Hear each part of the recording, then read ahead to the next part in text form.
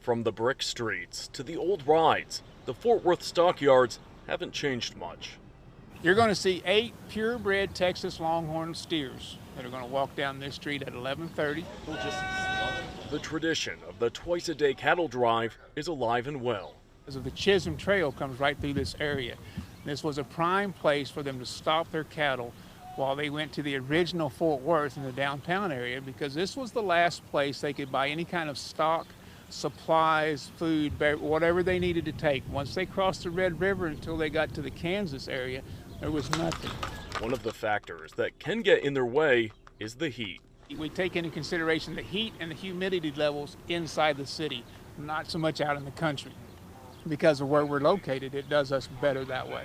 Workers also factor in the surface temperatures on the brick streets before deciding if it's safe to carry out the afternoon cattle drive during the hottest days of the summer. I like the hot weather.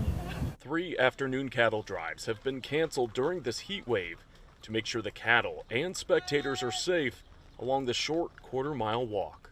Animals are just like us. They get too hot just like we do. Lynette Jones made the trip from Illinois to see family and catch a glimpse of this Texas tradition. I think it's wonderful. I think it's history, and right now everybody's talking about history, and this seems to be a good part of history. More than 4 million cattle were trailed through Fort Worth in the late 1800s, earning this city the nickname Cowtown.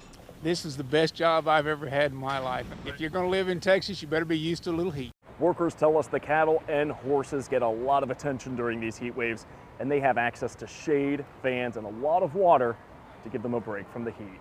In Fort Worth, Texas, for AccuWeather, I'm Bill Waddell.